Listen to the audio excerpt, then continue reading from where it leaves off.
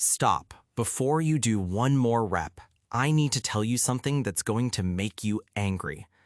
That deep, aching soreness you chase the day after leg day, the burn you grind through, the no pain, no gain you whisper to yourself in the mirror, it's a lie, and it might be the single biggest reason your muscles have looked exactly the same for the last 2 years.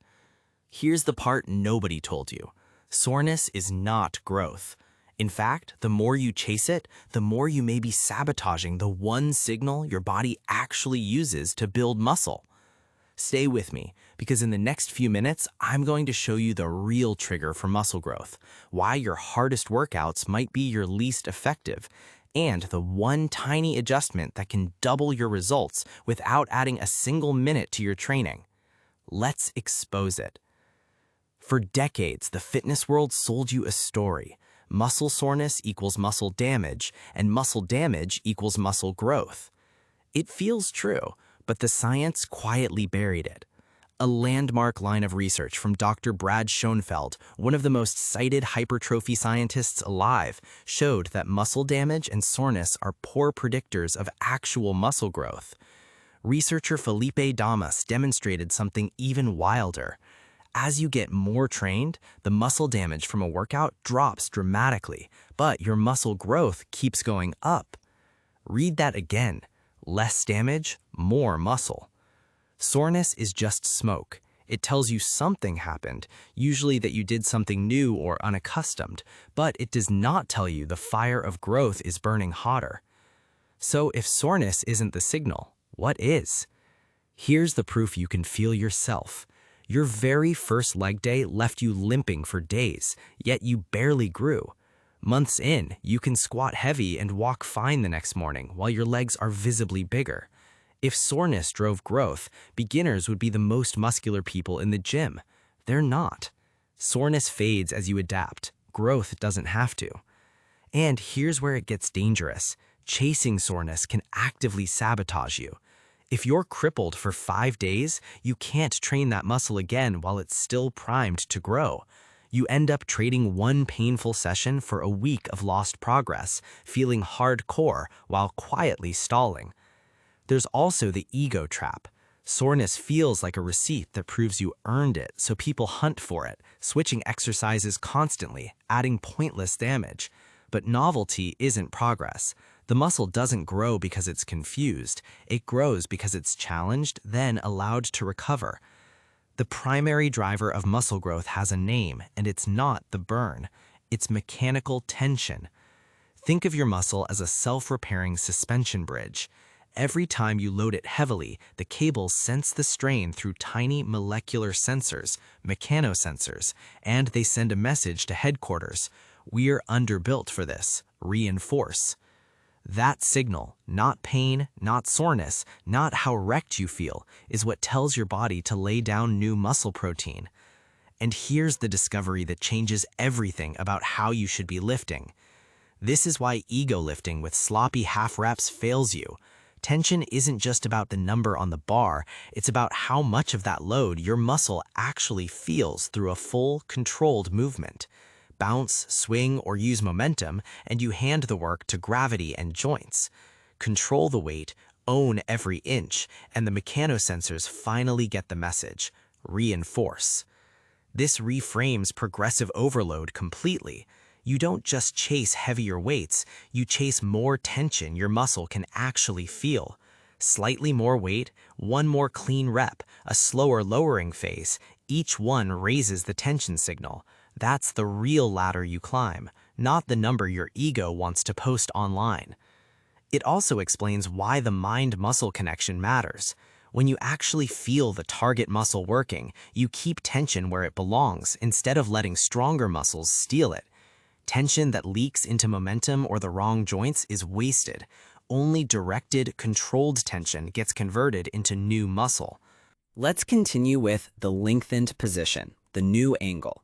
Not all tension is equal. The most powerful growth signal happens when your muscle is loaded in its fully stretched, lengthened position. A 2023 study by Pedrosa and colleagues found that people who train their muscles emphasizing the lengthened range built significantly more muscle than those training the shortened range, even with the same weight and reps. Dr. Kazunori Mao's research backed it up. Lengthened partial reps done in the deep, stretched portion, produced growth equal to or greater than full range in less effective work. This is the part the train to failure till you puke crowd completely misses. You don't need to be more destroyed. You need to be smarter about where the tension lives. So when you curl, don't cheat the bottom. When you squat, hit depth. When you do a chest fly, feel that deep stretch. That stretch is where the magic is. There's even a mechanism behind it. Loading a muscle while it's stretched appears to trigger stretch-mediated hypertrophy, activating growth pathways that a shortened squeeze never touches. It's also why the bottom of a movement feels hardest. That's not weakness. That's the exact spot doing the most work. Stop avoiding the hard part. The part you want to skip is the part that builds you. Stop training to total failure every set. Now, here's the second thing you need to stop: grinding every single set to absolute screaming failure. Schoenfeld's work and a growing pile of meta-analyses shows that stopping just shy of failure, leaving 1 to 3 reps in the tank, produces nearly identical growth while crushing far less of your recovery and nervous system. Think about what failure actually costs you. One all-out set torches your performance on the next 3, so your total quality work for the session drops. Train near failure instead, and you can do more hard, clean sets, the stuff that genuinely drives growth, while still recovering enough to train that muscle again soon. More productive volume, less wreckage. That's not lazy, that's strategy. Training to failure isn't useless, but doing it constantly digs a recovery hole so deep that your next workouts suffer. And muscle isn't built in the gym, it's built in the 48 to 72 hours afterward, when muscle protein synthesis is elevated. Push hard, push close, but you don't need to die on every set. You need to come back stronger for the next one. And let's kill one more myth fast: the protein panic.